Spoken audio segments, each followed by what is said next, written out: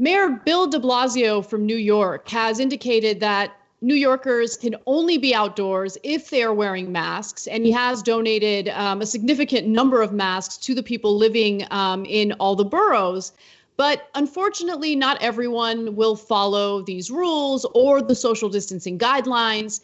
And when you have an issue of police brutality in New York City, which we all know has been the case for a long time now, unfortunately, there is a recipe for disaster. And that is what we're seeing with a few of the viral videos online, including one featuring a police officer who has a history of police brutality accusations against him. The city's actually spent thousands of dollars in order to pay for settlements involving this officer. His name is Francisco Garcia. And in the latest example, we see Francisco Garcia showing what kind of police brutality he gets engaged in. Now, let me give you the details on what you're about to see on video, just to give you context. The man who is apprehended by the cops in this video and treated brutally is Donnie Wright. He's 33 years old, and one of the three people arrested during this encounter. He was charged with assault on a police officer, resisting arrest, menacing, and 2 counts of disorderly conduct. Okay, so those are serious charges. You should know what the consequences were for him. But I want you to take a look at this video and see what the scene was like and ask yourself whether or not this was the appropriate way for Officer Garcia to handle it. Take a look. What's going on? I didn't do nothing. Don't tell me about that. Move back. Move back right now. Move the back. What are you flexing for? Don't flex. You're last up too. Look. He ain't even do nothing. He ain't even do nothing. Look. He ain't even do nothing. He ain't even do nothing.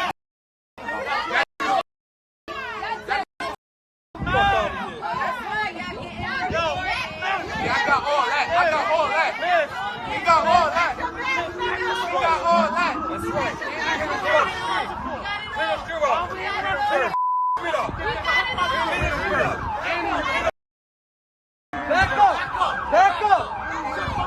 Back up. Jeez. So, look, we can't see what's happening off camera, but we do see that the officer is approaching what sounds like a group of people while brandishing a taser. At that point, the cop gets physical with Donnie Wright and throws him to the ground. And you can also see that he puts his knee on the back of Donnie Wright's neck, which is incredibly dangerous. He could have easily killed him in that way, either by suffocating him or snapping his neck. And even the police union in this case found that video to be an issue, did not agree with the tactics that Garcia was using there. And once you read about the history with Garcia, you understand what type of violence he resorts to immediately when he should be de-escalating a situation. Okay, we're going to get to the contrast of how they dealt with white New Yorkers instead in a second, which, if you're not already enraged, will send you, I hope, if you're a caring person, into not into a rage, but into action to fight this injustice that happens so regularly. It's just, it's demoralizing. So, okay, the ostensible reason for this is you guys aren't wearing masks. Well, first of all, half the cops aren't wearing masks. So how does that help? And okay, you need to be social distancing. So we're going to tackle you and we're going to punch you in the face so you can have better health. Really, that makes sense. And you guys saw enough of that video to see why he threw that guy down. It was it didn't have anything to do with coronavirus or social distancing or mask. Garcia didn't have a mask on. No. Why you flexing? What does that mean? You're disrespecting me. And biggest crime in America. It's in no law book at all. But if you say anything that slightly upsets a police officer, he will assault you, he will do a false arrest on you, and he might endanger your life. So that's what happened there. Now, if they did that to everybody, it would be outrageous. But what's worse is they only do it to blacks and Latinos. The fact that Garcia's Latino doesn't make any difference at all. The question is, what are the orders from top down? What is the culture that is created from top down in the NYPD and so many other police departments across this country? You think they're going to do that to anybody on Wall Street? Wall Street's in the same damn city. You think they're going to do it to anyone? Are you kidding me? Garcia would wet himself. He would soil himself at the idea of doing that to a banker. Because you know what would happen? It wouldn't take 7 infractions. The minute he even looked at a banker the wrong way, he'd be fired. So it's disgusting what happens. Wait till you see the pictures. So before I get to the pictures, I do want to give you the response from police officials. He has had his badge and gun taken away pending an investigation, and he's it sounds like they've given him like desk duty. But part of the reason why I believe they finally acted here is because, again, Garcia does have a history with brutality. So, for instance, according to a complaint that was filed back in 2013, Garcia allegedly told a woman eating with her partner inside a Harlem restaurant that she dressed like a man, and then later called her a gay slur. A year later, Garcia was accused of wrongfully arresting a man trying to visit his girlfriend inside a Washington Heights building. According to a federal lawsuit, which the city settled for $27,500, Garcia forced the man to the floor face first, then punched, kicked, and clubbed him. Okay. By the way, in the first case that I told you about, the city had to settle for $8,500. Now, a police spokeswoman, Sergeant Mary Frances O'Donnell, said in a statement that Wright, the victim here, took a fighting stance against the officer when he was ordered to disperse, and that he was arrested and charged. And I told you what his charges were. Also, 3 people were arrested in that dust-up, including 2 guys taken down by the New York Police Department, as well as a woman who allegedly had her own stun gun. And by the way, Garcia is alleging that the stun gun that he was brandishing was not his. I'm not sure if I necessarily believe that. That has not been confirmed, but that's what he's alleging.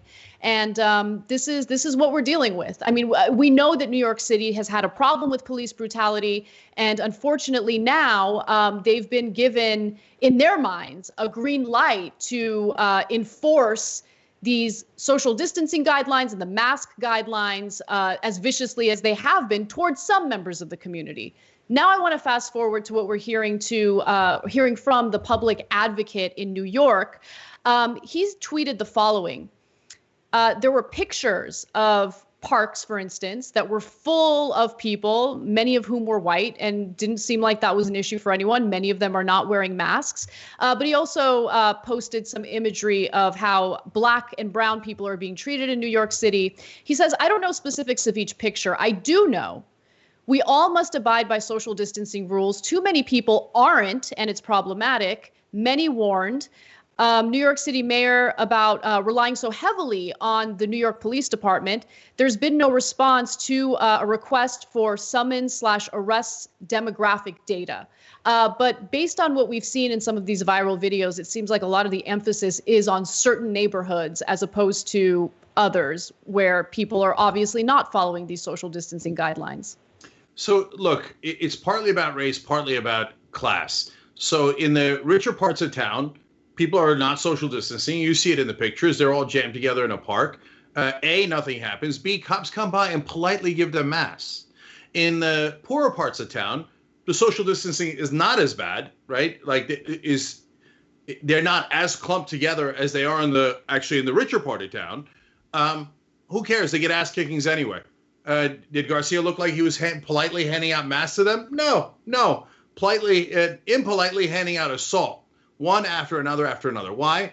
Because far too many cops in this country, including in the NYPD, and yes, de Blasio has been trying to change it, but the NYPD has been fighting him tooth and nail every single year. No, we like to have fun. We're the biggest gang in New York, and we like to assault people. And we do it for a living. Now, we'll never do it to white rich people. Never, ever, ever, because we value our jobs.